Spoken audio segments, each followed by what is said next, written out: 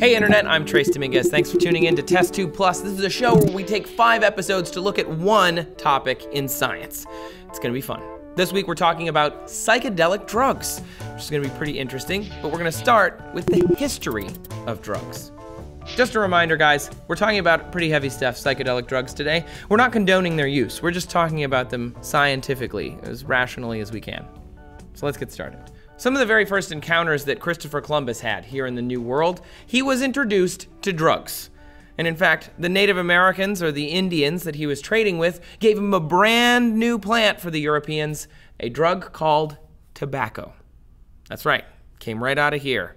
Jamestown, the first US colony, was on the verge of collapse, and they couldn't grow a crop that generated a profit so that they could keep the colony going, and it was really bad until in 1612, John Rolfe, who you may recognize if you know the true story of Pocahontas, planted tobacco.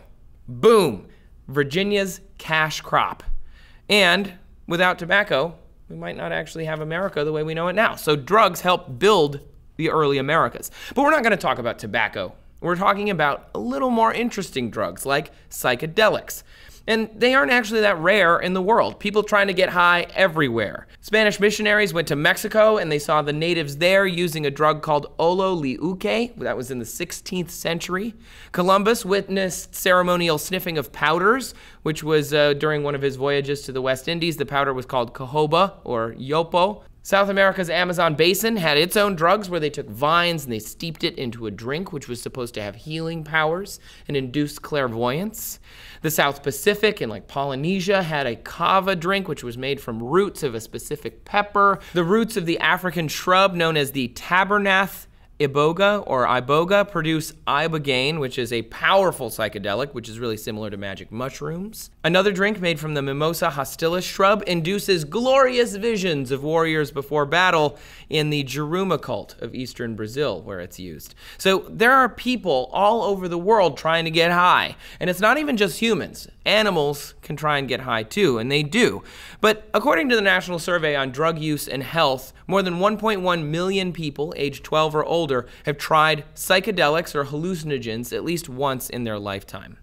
And in old America, like early on, the Victorian period, the 1800s, drugs were pretty much unregulated domestically at the federal level. In the 1890s, the Sears and Roebuck catalog, which was in millions of Americans' homes, had something in it called a syringe with a tiny amount of cocaine, and for $1.50, you could order that from Sears and Roebuck. Coke even had cocaine in their Victorian-era product because it was marketed as a fast cure for a hangover. In 1914, the Harrison Narcotics Tax Act regulated the opiate trade, which opiates aren't necessarily the same kind of hallucinogens as, say, magic mushrooms or LSD, but don't worry, we'll get there.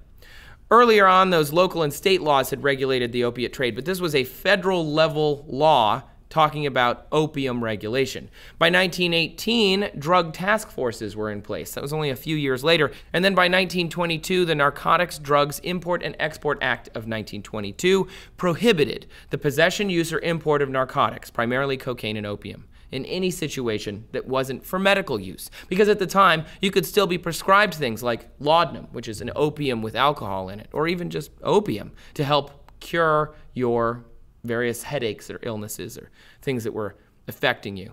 In the 1930s, the Uniform State Narcotic Drug Act had every state crack down rather than state-specific kind of piecemeal laws. Eventually, we still live under those laws today, but eventually, like in the 1960s, they banned LSD, but exceptions were made for groups like Native Americans who used hallucinogens in their religious ceremonies.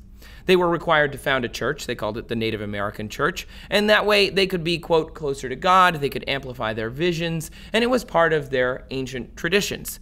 So Indians in Mexico, they use peyote, which is a hallucinogen. The Native American Church in North America also uses peyote, and so on and so forth.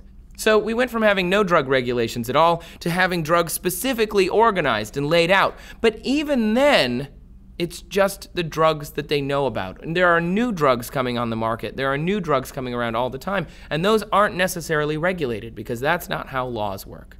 Folks from all over the world have been doing drugs to try and achieve altered states for as long as there has been history. Animals do it, men do it, Everybody does it, it seems. And we Americans have been doing this stuff since the beginning of our very first colony here in the US. So things have been changing really fast since 1612, but it probably is important to know what drugs do when they enter your body. So let's talk a little bit about psychedelics and their effect on your brain tomorrow on TestTube Plus. So make sure you subscribe so you can get that episode. Thank you for watching today, and share this video with your friends if they want to know a little bit more about the history of drugs in North America.